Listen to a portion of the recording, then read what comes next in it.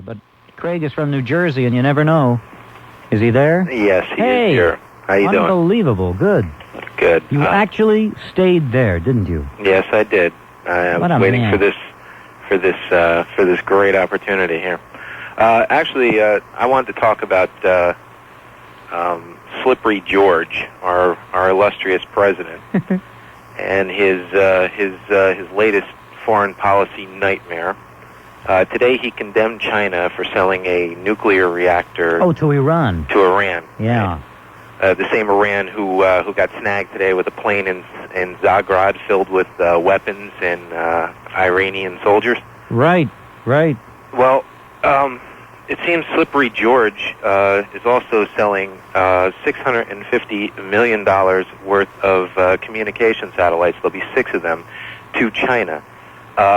These satellites are at least 10 years ahead of anything China has ever owned.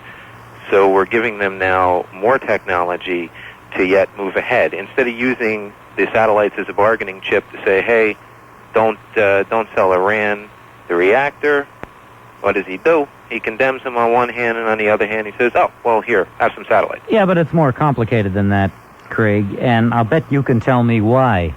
What other arms sale was there about a week ago that might have influenced the president's decision to sell China the technology? Oh, granted, but...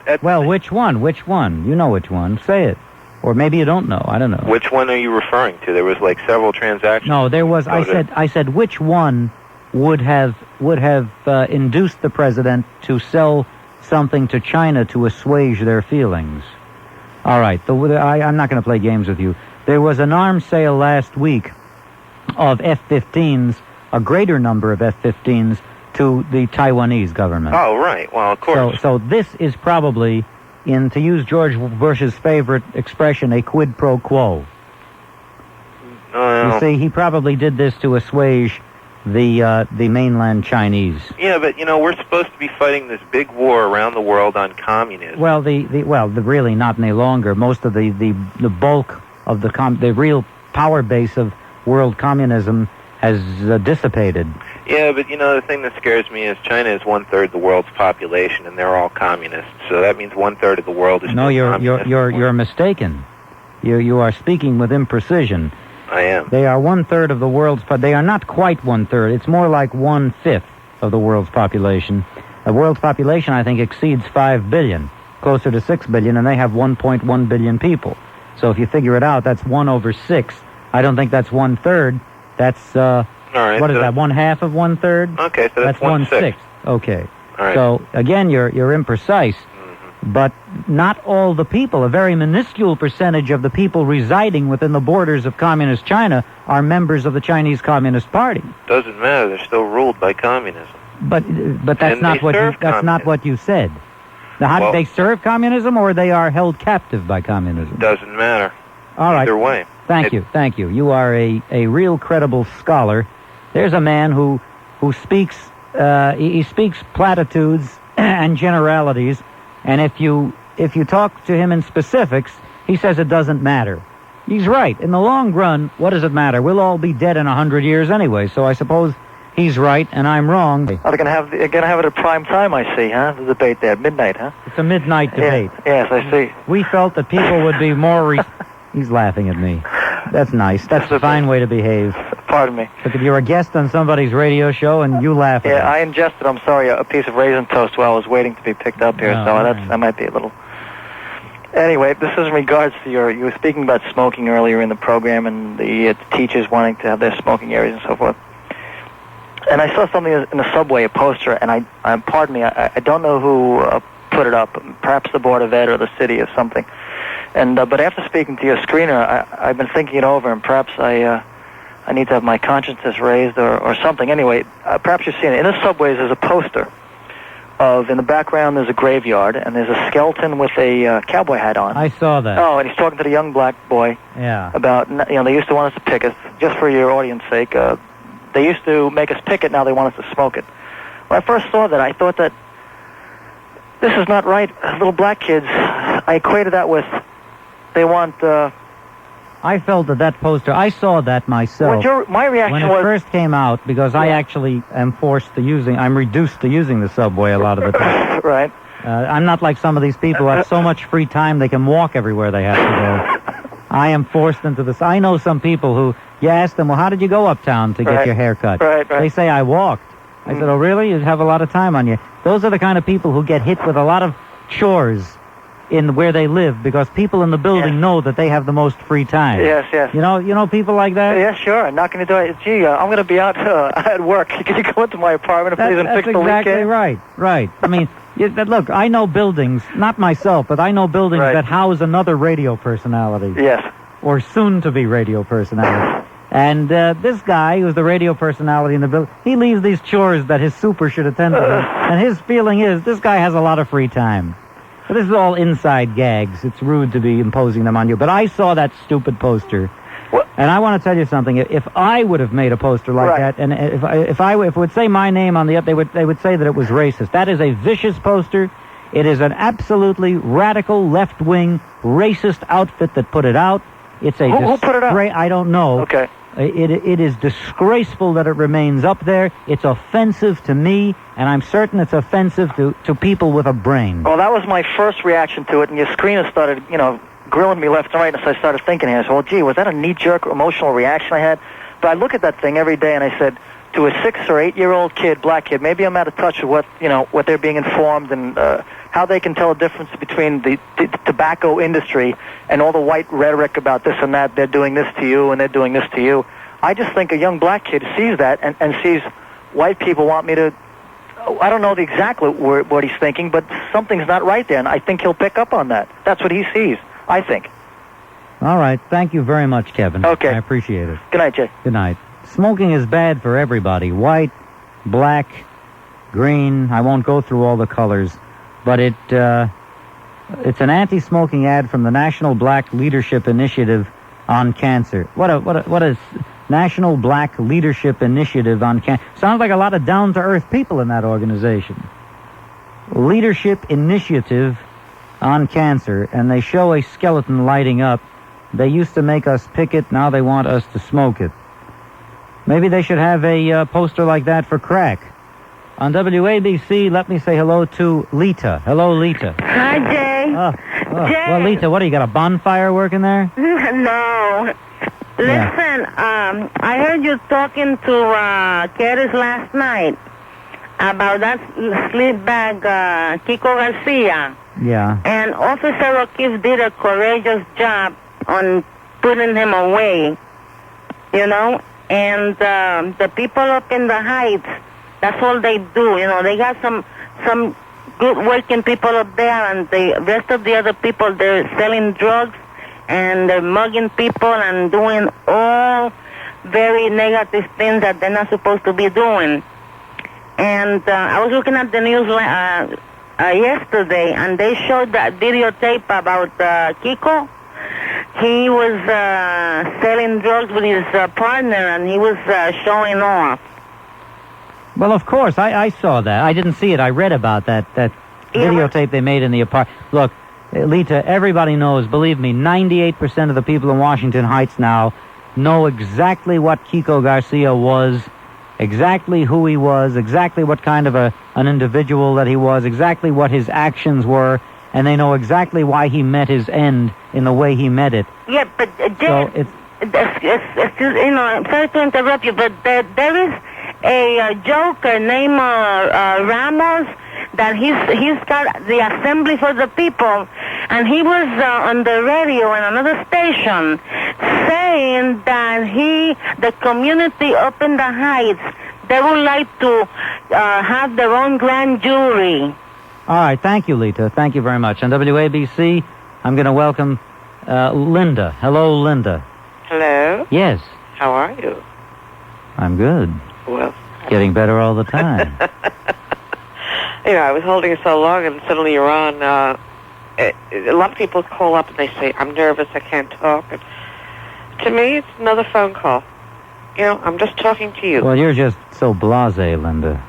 Oh. Well, what was that? Is that a compliment or Well, it just means that you take even the most exciting aspects of life in stride.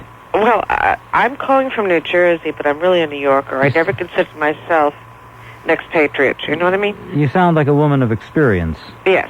Yeah. Well, not that much. Oh, I have to tell you this right away. I don't know who I'm voting for. Did you have root canal today too, dear? No. No, but I did have some wine. Oh, okay. You did have some wine. I'm direct. You knew what I meant. Of course. Okay, all right. What, do you think I'm dumb? No. Would I call you up and waste your time with being dumb? But I have a lot of experience with certain friends of mine, and I can tell when they've had a few. But you would like to meet me. I would? Yes. Oh. I'm very pretty. Really? Yes. All right. Who are you going to vote for? Do you know yet? No, I haven't decided yet. I haven't either. And? Well, that's your... All right, listen, I'll tell you what. Finish up that Magnum, sleep it off, and call me back on Monday. All right? All right, thank you. Bob? Thank you, Linda. Thank you very much. I don't know, maybe it's Friday night. People kind of relax. But if you want to know why they'll never win the war on drugs, it's because people do like to intoxicate themselves with one substance or another.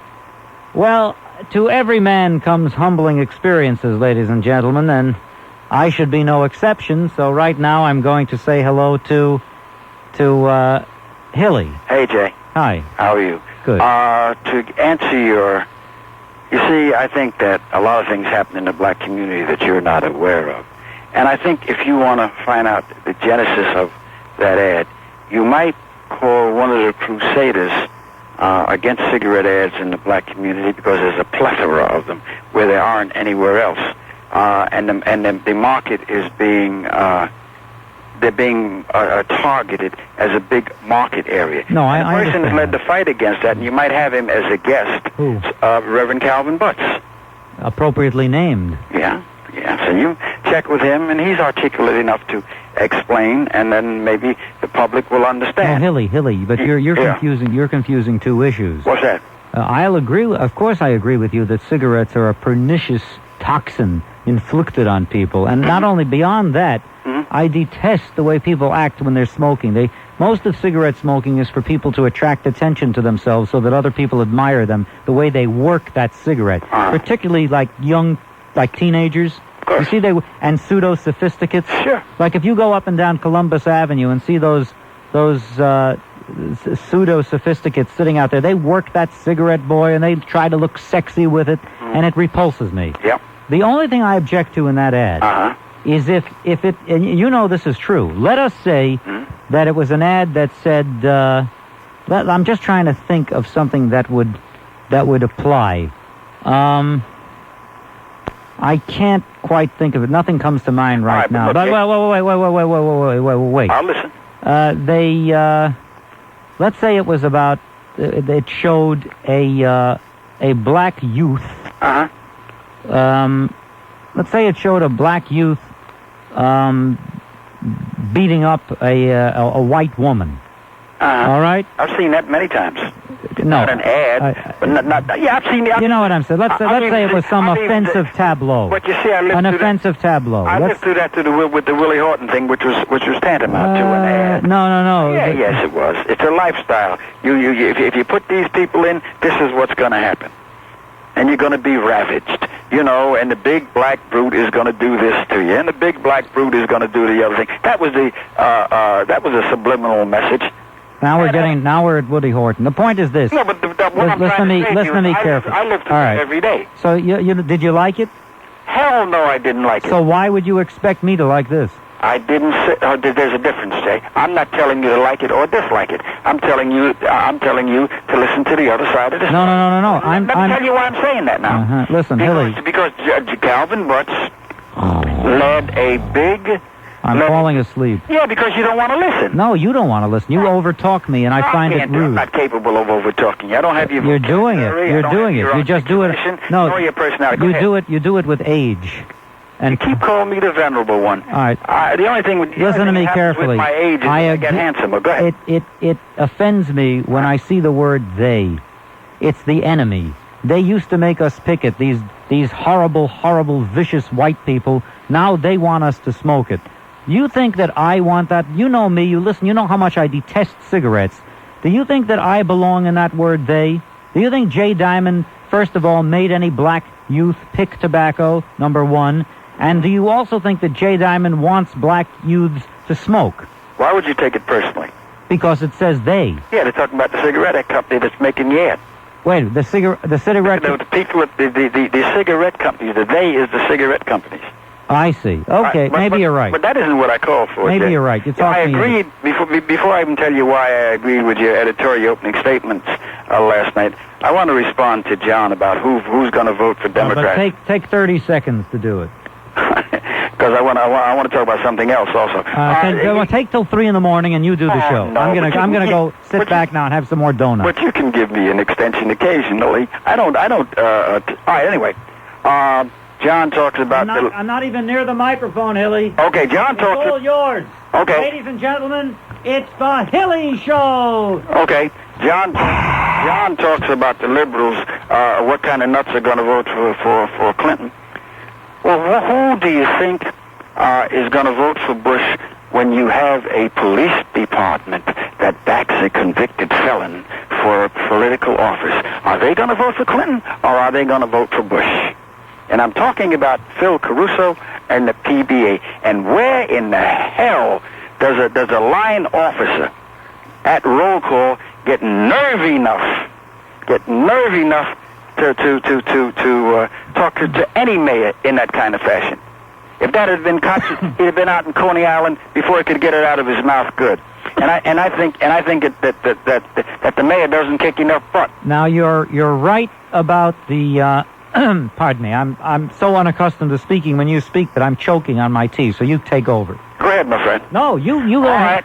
Right. That's the second thing. Thirdly and finally, you're right about Biaggi. You're wrong about the line officer. Listen, it's a semi-military organization, and there's a chain of command. You don't do that. I don't care how much you disagree with. You don't accost somebody without going through a chain of command. Listen to me carefully. Go ahead. Listen to me carefully. Yes, sir.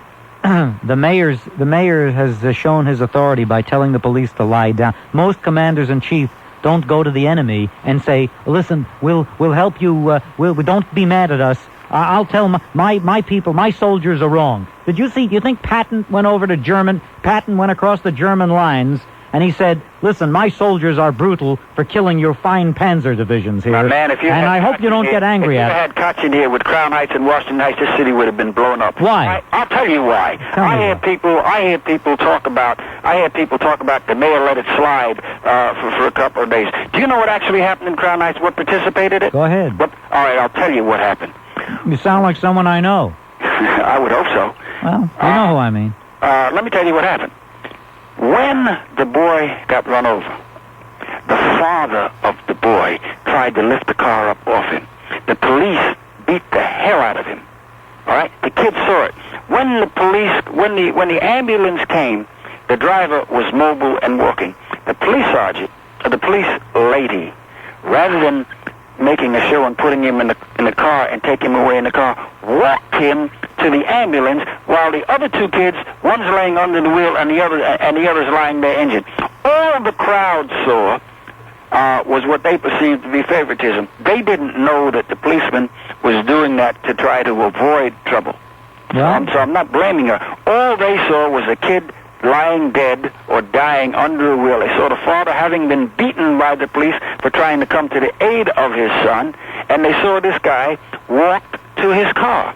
That's what precipitated the riot. Now, if the mayor had come in, finally, if the mayor had come in then, and with some kind of disciplinary action, this whole city would have gone up in flames, and nobody seems to recognize that. Okay, Jay, I'll listen. All right, no, I thank you. I have nothing. I have to really move along. Thank you very much, Jay. Talk to you. Hey, we're going to Sylvia's. The campaign is over. I don't know what's the reason to wait till the end of the campaign. Because I'm busy working, Jay. I'm working in the campaign, and make sure well, you look at it Sunday. Well, first of all, you're going to have a bigger excuse after the campaign is over. What kind of excuse? Well, your campaign, you're going to say he won, and now I'm part of the new administration. I don't have time for you. If he wins, there'll be a pause for Billy, I don't like that kind of talk. When he wins. Okay. Okay. He wins, there'll be applause for the cause. Talk to you. And then we'll go. Nice talking to you, Jay. And thanks a million. All right. Right. Thank you.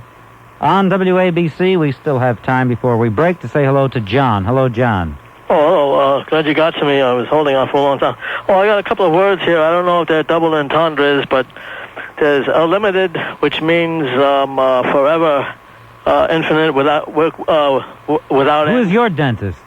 And no, I'm trying to be awake here. And but you know, it sounds like. But actually, in English, it means like what a sick the heck person. is this guy talking about? Well, I'm just giving you a jingoism. How about jingoism? Is a talk about war that could start war. Why are you doing this? Well, I'm just giving you a parallel. I'm just.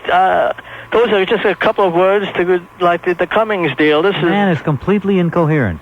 You are making no sense. Do you know that? Well, some of the values that what I told the guy I was going to. Why did you hold on to tell me this? Is about some. You're making no sense. Why are you bothering? No one understands what you're doing. You're getting through to no. What is the purpose? Well, you come on the phone. Yeah. Well, and it's then, a show, isn't it? I'm giving you a show. I mean, I'm putting on my own show. I don't have the Cummings. Hello? No, but the killer bees are after you. Oh, I see. The killer bees. No. Well, actually, some of the very simple pleasures are disappearing. I just thought, you know, I'm not alarmed. But you, when I said hello to you, I don't want to make fun of you because you who knows? Maybe there's something wrong. Okay, well, I what is the point? You're not making any sense at all. Well, I'm just. Can I say that you know some of the simple pleasures of city life has been disappearing that you don't know about? Yes, such as what? The checker cab. Oh, well, now that's good. The checker cabs are gone. That's right. They're replaced by all these cheap Chevys. And it was because of a depreciation tax rule that said that they have to keep them for more than 2 years. Oh. And that the cab drivers don't get paid on a commission anymore. No, that's true. They have to pay for the time, and then they keep everything over and above their fee, right? Right. All right. And that there's no big lunchroom, that an inexpensive lunchroom in the World Trade Center where that was run by New York State, where you could look down at the whole harbor and have your lunch. What a stream of consciousness you have, John. I admire you. How have you freed up your mind to this extent? How can I get my mind out of the solid waste, lead, molten lava that it's stuck in? You are a free man. Your mind soars, while mine is stayed into the ground. Right. Well, it'll cost you around $20 for breakfast now if you want to get that kind of service up in the clouds to see the entire harbor. Thank you very much. Ladies and gentlemen, this is Jay Diamond on WABC. So I wanted to make a comment about the lawyer from Chicago who is suing his ex-fiancée. Oh, yeah. For breach of promise and for $40,000. He wants back the money he blew on the courtship. Yeah, I'm a law school graduate. I recently took the bar exam, so I was just kind of flipping through my materials. But What law school did you go to? Seton Hall. Okay, all right. And normally to have, the first thing you have to find out is if there actually was a contract between them. That's his beginning point. And normally for there to be a contract for marriage, there must be a writing. So it's governed under the statute of frauds. What about if you just get down on one knee and propose? Well, I mean, as anything in law, it's fact sensitive. So you really have to know a little bit more about the situation. In a situation like this, it could be construed that that wouldn't be a contract, getting down on one knee and proposing. It would technically, in a legal sense, it wouldn't be a contract. What about both knees? No? Okay, all right. It's possible. But also they could get beyond it not being a writing by looking at the promises. Normally the courts would tend to think that if a woman was going to, in consideration of marriage, she's being courted, and if she was going to be faced with a lawsuit, if she wanted to break the engagement off, that it would be against public policy. Mike, there's only one way to do this. You know the way people test laws. They bring it to the Supreme Court, but yes. Sometimes they deliberately test laws, like the Scopes trial. You're an attorney now. You passed the bar, right? As you know for a fact, you're waiting for your results? Yes. You took the bar? Yes. All right, but you know about the Scopes case. That was deliberately provoked. In other words, they knew it was all set up in advance that Scopes would be arrested, that he'd be put on trial, and that the punishment would only be nominal. They just wanted to test the law. Well, this is true. All right, so here's what I'm going to do tonight. For instance... Just wait. Okay, all right. Here's what I'm going to do tonight. I am going to propose marriage to a woman over the radio. And then she is going to sue me when I refuse to marry her. And I'm not going to say which woman I'm going to propose to. I might propose to a few, just to make it more ridiculous. What do you think of that? This can be your first case. Well, that scenario, there is common law that if I were, or you're, for instance, yourself, if you were to propose to marry someone and then you refused, she could possibly bring a case for damages against you because if she detrimentally relied on that to her detriment, that she was getting ready. Maybe she refused another offer or whatever of marriage. Well, I will start proposing marriage to female callers at random for the rest of the program tonight. Well... And then if I'm sued, you can be my attorney. Okay. Well, it would be a start. It would definitely be a start for me. First you have to pass the bar. In what state did you take the bar? New Jersey. Are you licensed? But then you have to take another test for New York. Exactly. I'll propose to a woman from Jersey, just so you can take the case. Okay, great. Thank you, Mike. Okay.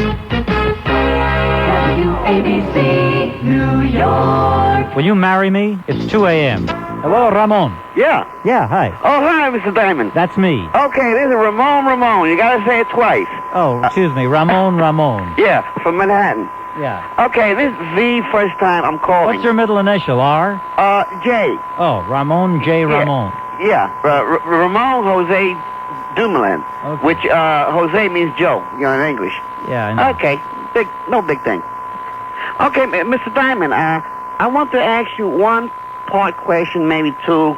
Yeah. In reference to if it's true that May Dinkins has a picture of Paul Robeson in City Hall, and if it's true that he does as a portrait of Paul Robeson, isn't that an insult to all the veterans, particular the Korean veterans and the Vietnam veterans? Ordinarily, I would say yes, and I think Paul Robeson was a known communist sympathizer. Yeah, a traitor. No, that's true, but I will tell you this about Paul Robeson. Oh, he was a great actor. He was a great artist. I will tell you this. I'll be the first one to say it. I have 5 albums by Paul Robeson in my own record collection. Yeah. So it's difficult for me. He has him. The mayor has him there because the mayor is self-consciously showing you that he wants to show that he is proud of Paul Robeson, but the mayor is a baby. That's why he could just as easily admire Paul Robeson without inflicting it on the whole world. But it's important for the mayor to wear a sweatshirt with somebody's picture on it. So that's it. When I admire people, I tend to admire them more privately. But nonetheless, I've spoken on the air of the fact that I admire Bing Crosby. If I admire Bing Crosby, I don't think, however, if I were mayor, that I'd have Bing Crosby's picture on the wall. Yeah. So I think his picture, he has Paul Robeson's picture on the wall to denote he admires Paul Robeson's defiance. And I think that's what the mayor is showing. He's communicating with Paul Robeson's defiance. The mayor is willing to do that, and the mayor, if he loses, might remark to himself that maybe it would have been wiser politically to be less defiant. Thank you, Ramon. Okay. Talk to you. Okay, thank you. Jay Diamond. That's my name. Boy, I'm really winding down. Still plenty of energy, though, to talk to you beloved callers.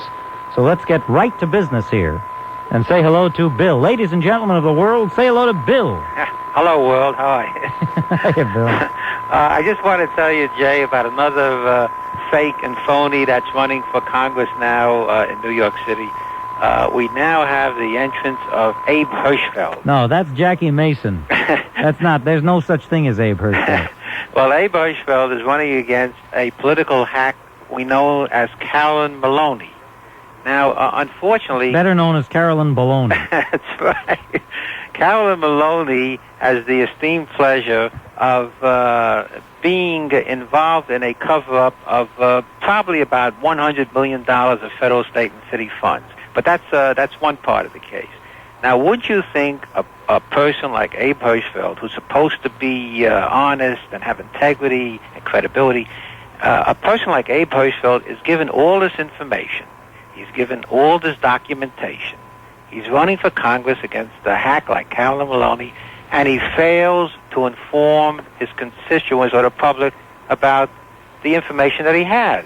Doesn't he have an obligation in a congressional race to inform the public about what he has, to challenge Carolyn Maloney, to back law and order or something? Where did he come from, Abe Hirschfeld? Well, he's been running for office here for about 25 years. But isn't it a disgrace that it shows that the man has absolutely no credibility and probably should go back to his condominium in Florida. Doesn't make any sense. I've just been informed Carolyn Maloney is also running against that nut, Fred Newman of the New Alliance Party, that psychobabble James Jones Nishugana Fred Newman, he's a leader of a group of psychos, that social therapy gambit that he promotes, and he's the sponsor of Dr. Fulani. But Jay, isn't it a shame that she should shorten her name to Dr. Fool? Isn't it a shame that the people of New York can't get a genuine candidate to run for office that really has their interest at heart? There isn't a person in that race. Well, the candidates have their own interests at heart. That's right. That's a good start. That's right. But well, I said last night, it's funny thing how here's how the city works. A guy runs for mayor, and to run for mayor, he's got to live in the city. Now, there's only about 7,900,000 people who live in the city, so even if you got the best man out of 8 million people, you'd have the best man out of a pool of 8 million. Right. Once he gets to be mayor, he's free to go to Honolulu to get his health commissioner, so he can get the best man, theoretically, in 260 million people to be the health commissioner and all the deputy mayors. But the mayor has to be chosen from only 8 million. I understand. Why can we search the nation for the best talent for the health commissioner and for all the deputy mayors, and why are we limited to the pool of losers that live in New York to look for the mayor? Because, look at it this way. Yeah. Whenever there's an accident, a federal act, let's say there's a plane crash, you see the federal inspectors come, they look like Chuck Connors. You know, Chuck Connors and Clint Eastwood come to town in suits and briefcases, and squinty-eyed, rock-ribbed, square-jawed Americans come to check out they look like credible people. New York, there's a subway accident. First, the city inspectors get there. They look like Milton Mullen. Tired, 90 years old, paunches, gray hair. And corrupt. Yeah, and corrupt, right. But, well, he's not, Mullen isn't corrupt. I don't want to say that. Okay. But tired and elderly. They've been civil servants for 1,000 years. Then the federal inspectors come to the suit. And again, Chuck Connors is showing up. Do you see the difference? I understand the difference, Jay, but I just think Hirschfeld ought to withdraw from the race. Carolyn Maloney, they ought to send on a boat to China, and they ought to get some people in politics that have some concern for the public. I'd like to get you on a slow boat to China. You know that song? I understand that, sir. All by myself alone. Jay, do you remember when Jackie Mason was cursing Abe Hirschfeld on television? Vaguely. Yeah, I don't remember what that was all about. Bill, I've got to run, because Okay. I've got a few people to check out here. Okay, Jay. Thanks very much. On WABC, let's say hello to John from Long Island. Nobody else go away. I'll try to get to a few anyway. Quick. Very entertaining show. Jay, were you ever a real estate... Really? Who are you listening to? I'm listening to you. You're 10 times better than Comedy Central. Oh, well, that's no compliment. What a cheap, tawdry bore, that Comedy Central. They get a couple of high school boys who don't have any hobbies, and they put a TV camera in front of them. That the only good thing about that is at 3:30 they'll play the reruns of SCTV. And Saturday Night Live reruns aren't bad. Well, Jay, were you ever a real estate broker or a teacher? It's an A-B question. It's possible that let me answer that question specifically, John. How about honestly? I will endeavor now to answer that question fully and completely. I did take a real estate course, and it is true that I worked briefly in the real estate business. I was not a broker, however. I, of course, rendered a few people broker than they were before they did business with me. But no. I was an agent for a little bit. You do not have a New York City accent. No, it's a French accent. That you grew up somewhere else. Yes, I grew up in a suburb of Paris. No, I don't. But no, really, are you from the Midwest? No. There's nothing wrong with being No. Why did you ask me if I was in real estate? or a teacher? Oh, a long time ago you mentioned something about real estate, like that you had a license in that. Yeah, or something. I did. I was licensed, but I hardly worked in it. I mainly wanted to take the course. I've thought about that myself. I'm looking for better work, but I got to feel that real estate would be a tough business to get into in these economic times.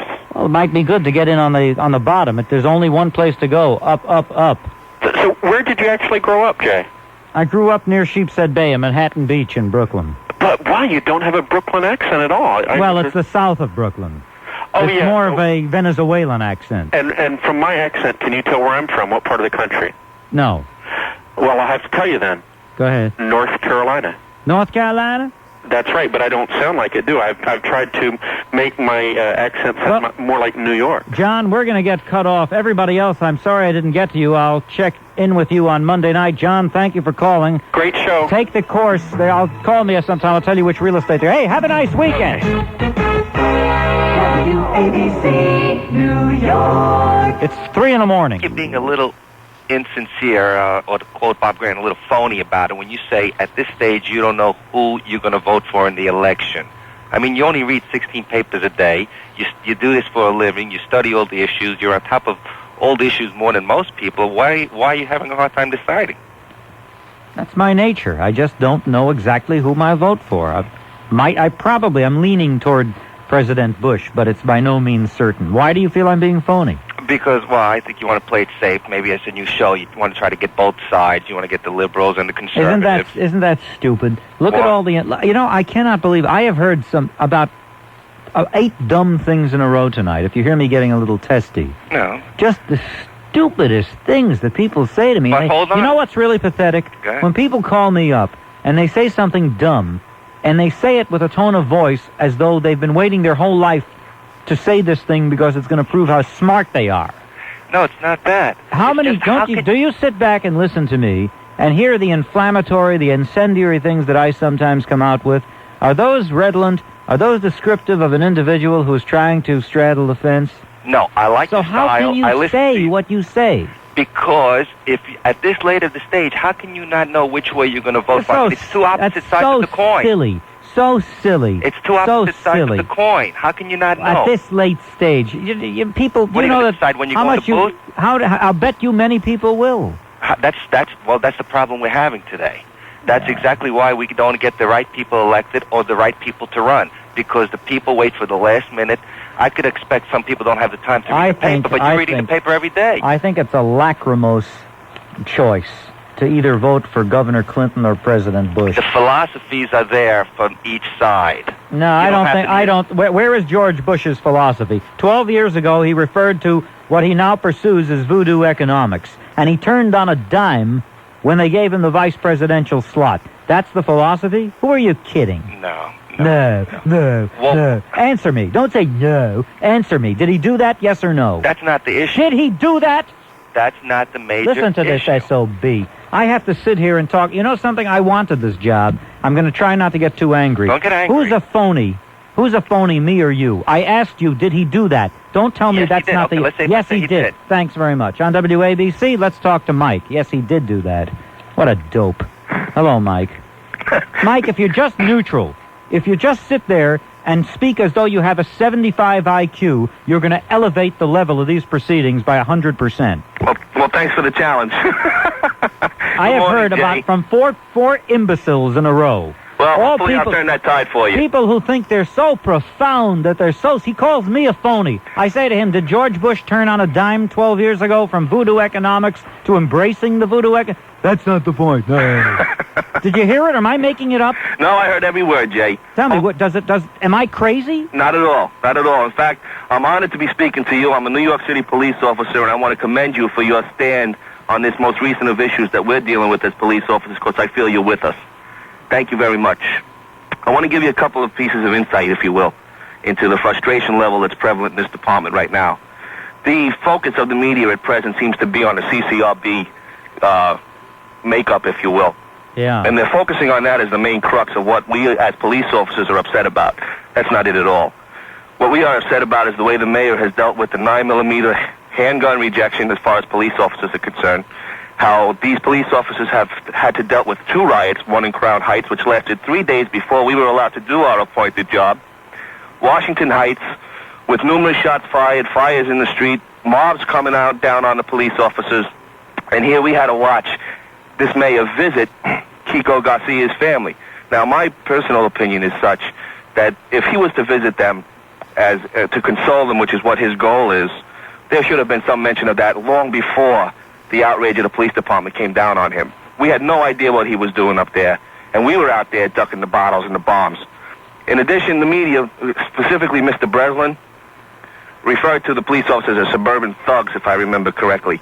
Those suburban thugs are the very police officers that are out there protecting the city and spilling their blood on city streets. Well, he might have referred to the guys who went over the line at the demonstration. Well, let me mention something about those too. Caruso mentioned yesterday those people will be dealt with severely. We have one of the strictest enforcement of the rules of any agency in this city. Those men, when they are identified, will be dealt with stringently. Hey, Mike, I got an idea. What's that, bud? I think I know who should be the police commissioner. Who's that? Betsy Gottbaum. You think so? You know why I say that? Why do you say that? Because she seems to be the only commissioner. She's the parks commissioner. Uh-huh. And she seems to be the only commissioner who can get David Dinkins to allow the police to do their job. When it comes to Tompkins Square Park, he seems to let them go. He seems to let them... For some reason, she has some magic sway over him. You know what her magic sway is? No. She doesn't play the media. You never hear her name mentioned. She does not play the media. The mayor is guilty of that. In addition to this CCRB situation that we're dealing with now, would you have an electrician judge a doctor? No, I get. You're making the point that they should have law enforcement professionals as part of the people on that review board. Exactly. Who could just... I don't know. It seems to be a double standard. Well, the other danger to the police is that David Dinkins wants there to be 13 people on the review board, and he wants to appoint them all. And the level of his appointments rise to the nearest political hack list. Exactly. That's about as close as absolute power as one can get, wouldn't you say? Well, that's correct, but his record for appointing people to positions of trust is not exemplary. He appointed Laura Blackburn to make the report on the boycott, and she blamed everyone in the world except for him and the boycotters. Well, and then she got herself thrown out of the housing authority. I sincerely feel... I don't think he should appoint 13 people to the review board. I'm in full agreement with that. I just don't understand where he's coming from, and it's really putting us at odds with him because we don't feel the support that we need to do this job. But Peter Vallone's compromise, I think, is a fair one. It's a step in the right direction. That maybe the council or other people should appoint some people to the review board. But I agree with you. I do not think the mayor should appoint 13. I think that would be unconscionable. It would be a disaster, not only for the police, but for me. Sure thing. Because the policeman might see me being attacked in the street, and he say, I better not go over and help Jay. The guy plunging the knife between Jay's third and fourth rib might complain that I didn't allow him to finish his dirty work. Well, fortunately, the majority of us are the professionals that we claim to be. Mike, where do you patrol? I'm in the emergency service unit. Oh, am I imagining it, but do I see people walking around carrying sticks as weapons in the street? Well, a lot of people are disguising canes as, disguising weapons as canes, walking with sticks in the street, sure. Yeah, is that done to intimidate people? It often is. I see that occasionally, and it makes me angry, but I say, well, maybe I'm just imagining it. I see guys walking around carrying sticks. Uh-huh. And I don't think they're up for the role of Moses in the Ten Well, there's not too many stickball games anymore, right, Jay? Yeah, no, not at all. Mike, I'm glad you called, and I hope that I can rely on you as one of New York's finest to keep calling. Well, just remember, we're the majority of guys out there. All the right. finest. Thank you, Mike. Take care, Jay. Thank you very much.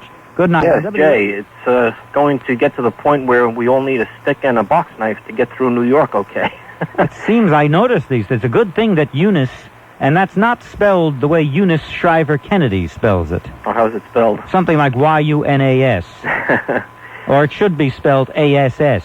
Jay, I'm an interstate trucker, and... good, buddy. Okay, I don't speak that way. In any case, I'm so delighted. One night, a couple of months back, I think I was in Akron, Ohio, actually, and I picked up Jay Diamond subbing for a host in another market. And I said, my goodness, that is what's missing in ABC. Jay Diamond back there again. Well, as of August 17th, almost as if a wish were fulfilled, here's Jay Diamond again. delighted that you're on ABC because the 50,000-watt powerhouse really gets out in the middle of the night. You know something? I'm going to tell you something. I really always wanted to be here, be back here. I was crestfallen when I was cast off, and I'm just really happy to be back with my family where I belong. I can tell you my engineer is Carl Cush, and I'm looking at him right now, and he's the guy I saw the first night I ever came to work here. Really? And it's just like I came home. Gary, we're going to get cut. Why don't I hold you over? Okay, fine, thank you. All right, we'll hold you over. Everybody else, be very attentive to the upcoming ABC Network News, and then we'll all get together around the campfire right after 1 a.m.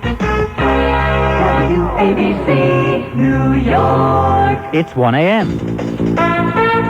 From ABC News, I'm Tom Martin. If a child can muster the wherewithal to get him or herself out of an abusive, neglectful home, can he or she count on the legal system to support a move as drastic as that being taken by a 12-year-old Florida boy known as Gregory K.? ABC's John Bascom has covered the first day of testimony in Gregory's request to be divorced from his natural parents so he can be adopted by a foster family. The first day saw a line of former friends finding fault with Rachel, the mother.